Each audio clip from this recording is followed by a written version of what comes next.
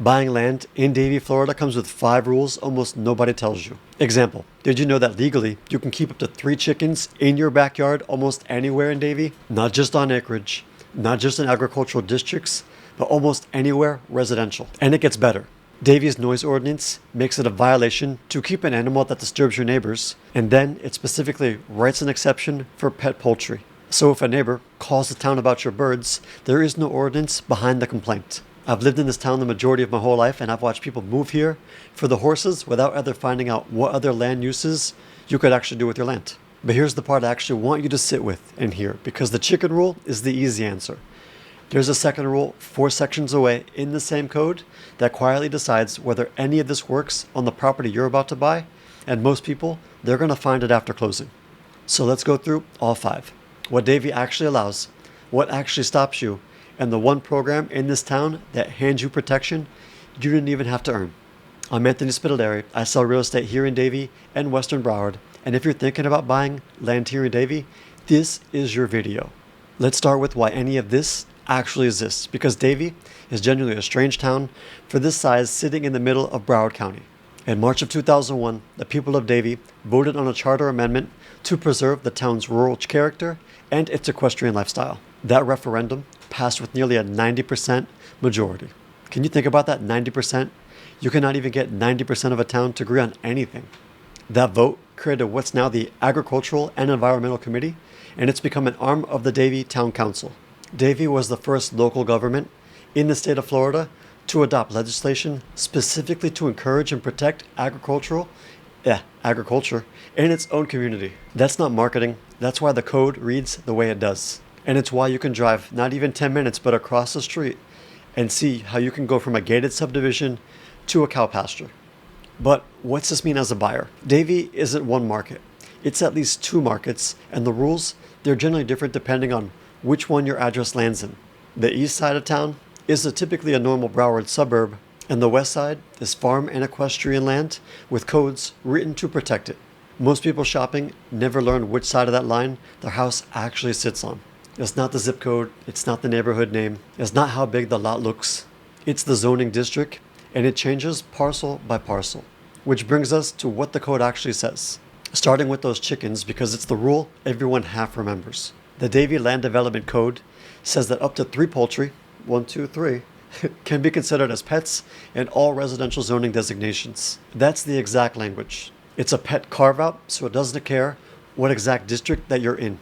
And now you know why it works instead of just knowing the number.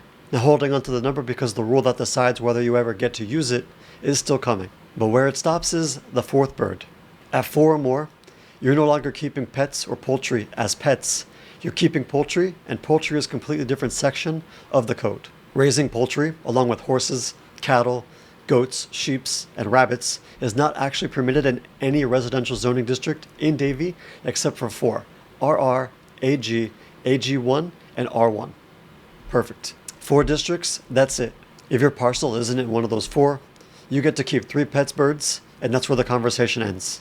Now, on the other side, if you are in one of those 4 residential or Now, on the other side, if you are in one of those 4 districts, here's what opens up. In RR, AG, and A1, on a lot of 35,000 square feet or greater, you can keep up to 8 livestock total, and no more than 4 of those can be cattle and horses. Offspring, they don't count against you your first year. On top of that, 10 rabbits and 25 poultry, and the birds and rabbits have to be in a completely penned area.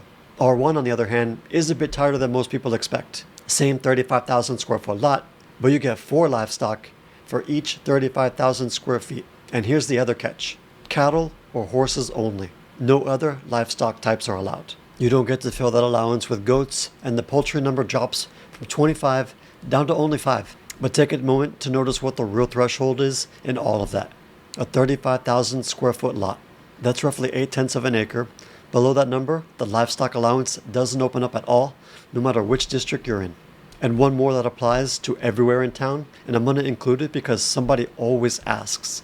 Swine of any type are prohibited in every single district inside of Davie. One exception that's written into the code is 1 Vietnamese pot-bellied pig kept as a household pet. That's the permission side, now the part that actually decides it. This is the section that most people skip, and it's the one that makes the plan impossible more often than anything else in the entire video.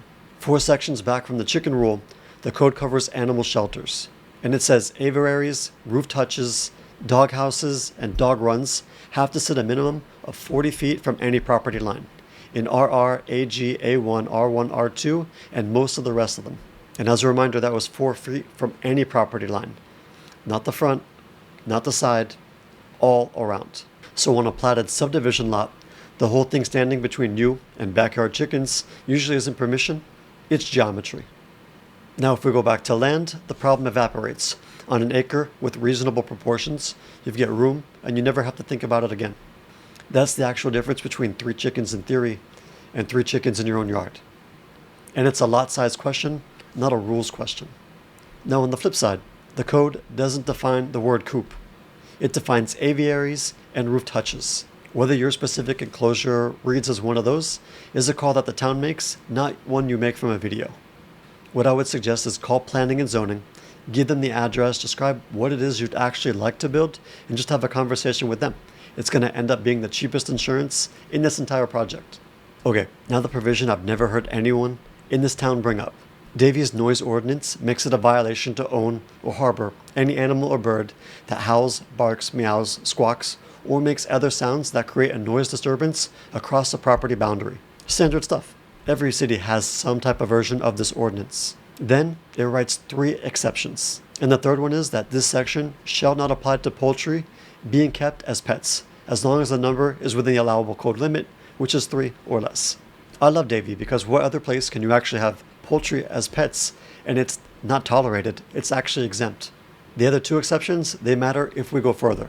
It also doesn't apply to bona fide farm operations, it doesn't apply to certified hobby farms, and it doesn't apply to poultry or livestock on properties that allow the keeping of poultry or livestock. What that means in practice is that a neighbor complaint about 3 legally kept birds has no ordinance behind it. So if the town itself says yes to these things, what actually says no? 3 things, and buyers mix them up constantly because in a listing, they all feel like they're the same thing. Town code is what we just covered. It's public information, and it's the same for every parcel in a district, and you can look it up from your computer in an afternoon. HOA covenants are private contracts enforced by an association. They can be stricter than town code, and in Davie, they usually are. A town that permits 3 chickens creates exactly 0 rights against an association that prohibits them. And then the one most people miss entirely, recorded deed restrictions. These are covenants recorded against the land itself. They run with the property and they pass on to every new owner, and they stay enforceable whether or not there's an active association left to enforce them. And this brings me to the trap that I see most often. The listing says no HOA, the zoning says A1, and the recorded title says no livestock. All 3 of those are true at the same time, and the recorded document is the one that's going to win. So when somebody tells me that the property is perfect because there's no HOA, that's when we pump the brakes a little bit. No HOA is a feature, not a hall pass. It means that nobody's enforcing rules today, not that no rules exist. And there's also a version of this that catches gardeners too. Florida has a statute that says no county, no municipality, no political subdivision can regulate vegetable gardens on residential property. Great law. It's why no city in Broward can come after your tomatoes, or tomatoes, depending how you say it. It does not cover you against an HOA. An association is a private corporation, not a political subdivision, so the statute doesn't reach it. Your association can actually restrict a vegetable garden, and that restriction is going to hold up. So the garden and the chickens, they carry the same identical risk. The town won't be your problem, the covenant will be. Last thing, and this is generally free money if you're shopping in Davie right now for acreage, Davie runs a hobby farm determination and recognition program, and it's written into the code. You apply, the town reviews it, and you get a written determination. You need agricultural use to be permitted in your district, identifiable farm products, at least 50% of the parcel dedicated to the hobby farm use, no open code cases, and proof you're involved with an agricultural association like the Farm Bureau. What you get back is a town certificate, a sign if you want to post it, and this. A designated hobby farm cannot be deemed a nuisance as long as you're conforming to the determination and to the Water Control District's best management practices. It's also one of the exceptions named directly in that noise ordinance.